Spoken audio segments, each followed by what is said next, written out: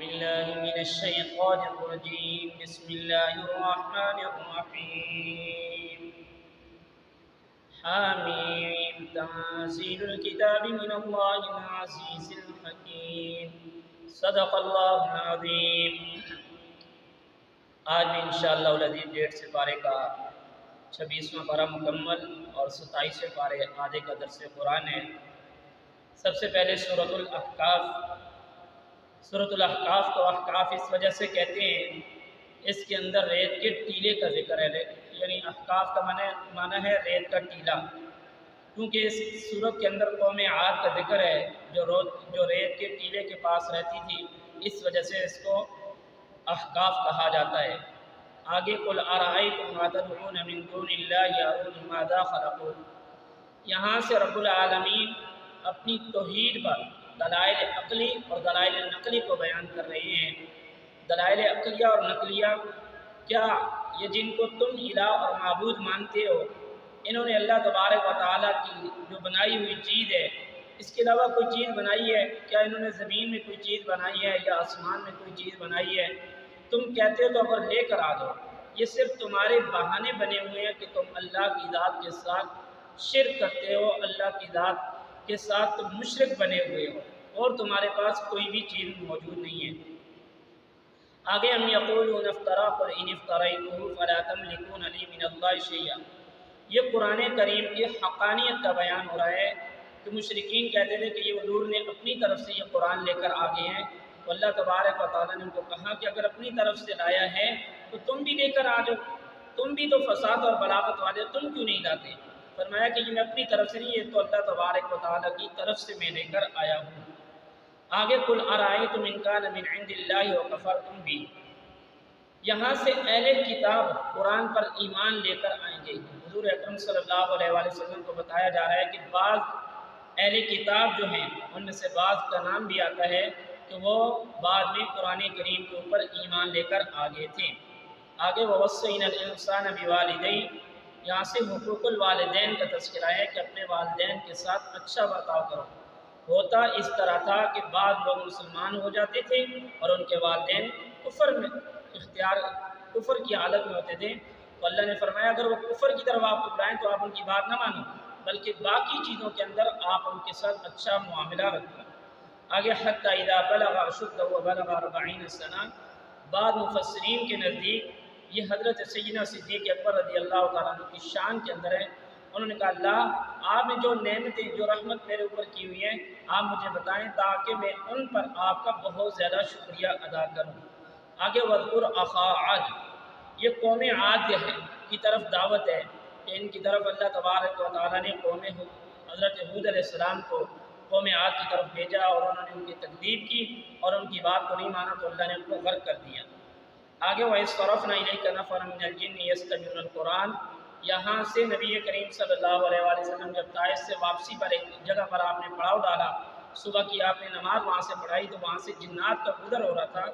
انہوں نے آواز سن کر وہاں پہ اسلام قبول کر لیا۔ فَاصْبِرْ كَمَا صَبَرَ أُولُو الْعَزْمِ مِنَ الرُّسُلِ وَلَا تَسْتَعْجِل لَّهُمْ،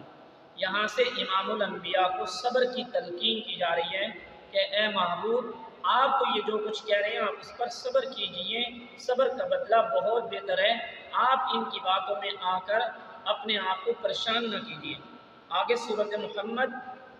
محمد کو محمد اس وجہ سے کہا جاتا ہے کہ اس میں آپ علیہ السلام کا نام نامی اس میں گرامی آتا ہے۔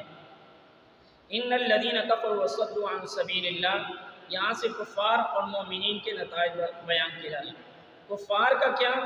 ایک تو انہوں نے خود کفر کیا، اگر دوسرا کوئی مسلمان ہونا چاہتا تو اس کو بھی روکتے تھے، یعنی ڈبل کام غلط کرتے تھے۔ ایک تو خود کفر کیا، اگر کوئی مسلمان ہوتا تو اس کو بھی مسلمان نہیں ہونے دیتے،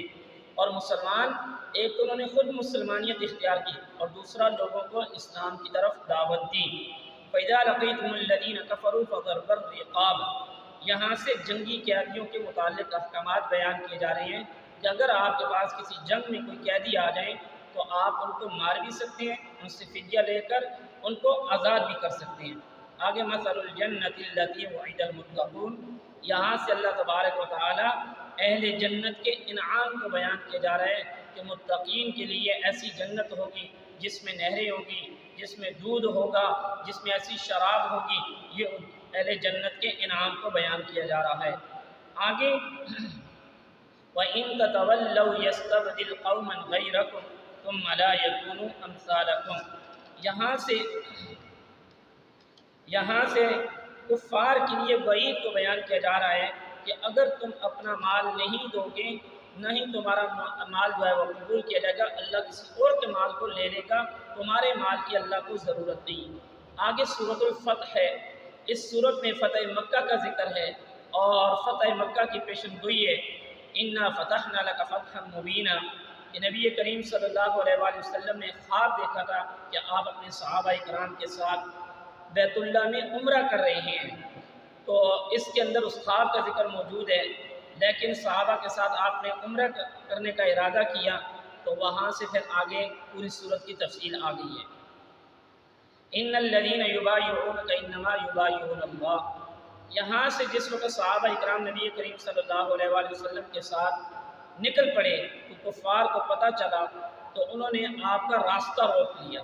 حضرت حضور علیہ السلام نے حضرت عثمان کو بھیجا کہ جاؤ ان کو بتا دو ہمارا مقصد آپ کے ساتھ لڑائی نہیں ہے، ہم صرف عمرہ کرنے کے لیے آئے ہیں، ہمارا مقصد صرف اور صرف۔ تو وہاں سے یہ خبر پھیلی کہ آپ کے حضرت عثمان کو شہید کر دیا گیا۔ حضور اکرم صلی اللہ علیہ وآلہ وسلم نے وہاں پر صحابہ اکرام سے بیعت لی، موت کی بیعت لی، تو اللہ تبارک و تعالیٰ کو یہ ادا اتنی پسند آئی، فرمایا کہ یہ جو بیعت کی گئی ہے اس پر جو ہاتھ ہے یہ اللہ تبارک و تعالیٰ کے ہاتھ کے اوپر آپ نے بیعت کی ہے۔ اس کے بعد سَيَقُولُ لَكَ الْمُخَلَّفُونَ مِنَ الْأَعْرَابِ شَغَلَتْنَا، یہاں سے منافقین کے ہیلے بہانے بنائے جا رہے ہیں۔ ایک تو ان کی منافقت یہ تھی کہ وہ جنگ کے اندر یعنی عمرہ کرنے کے لیے جانا نہیں چاہتے تھے، حضور کے ساتھ جانا نہیں چاہتے تھے، اور وہ ہیلے بہانے بنا رہے تھے۔ آگے فرمایا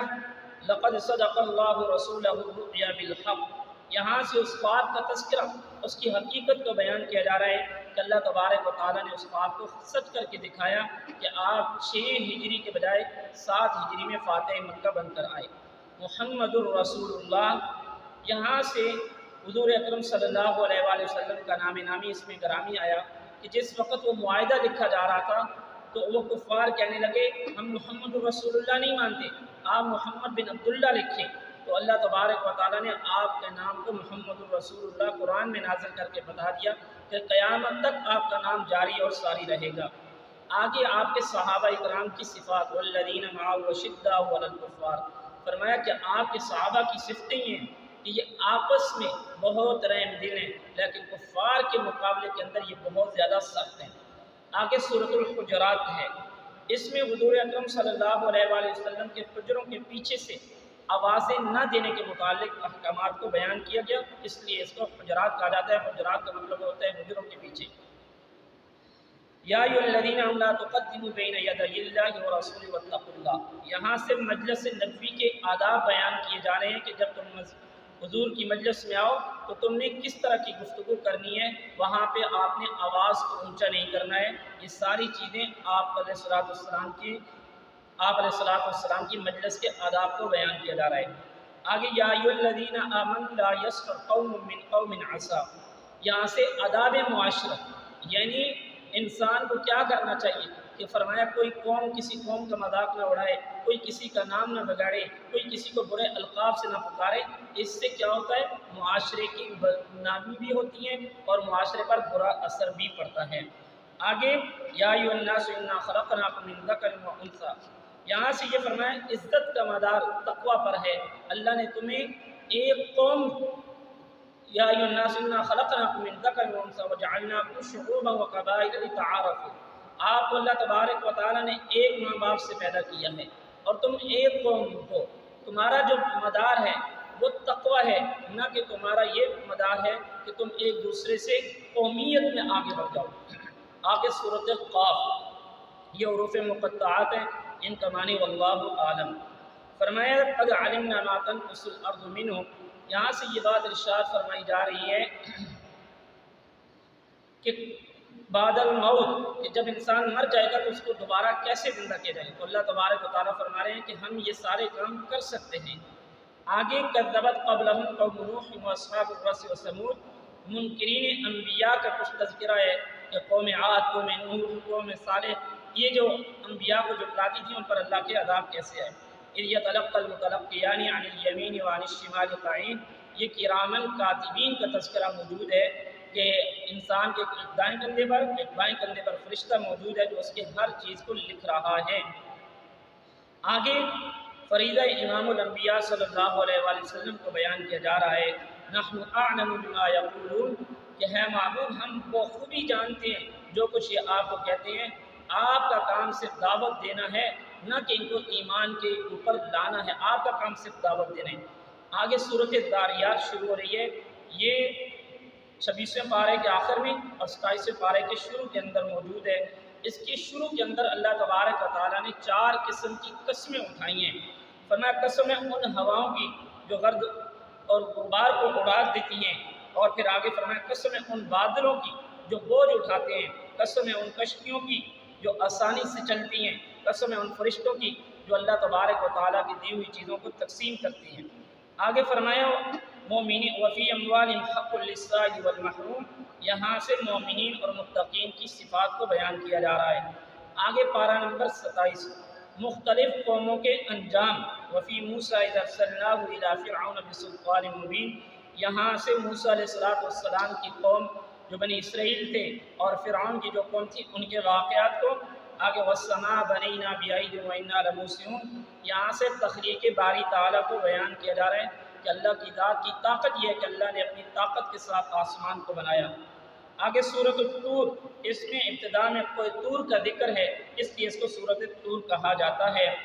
مجرمین کا انجام، اصلوا فاصبروا او لا تصبروا،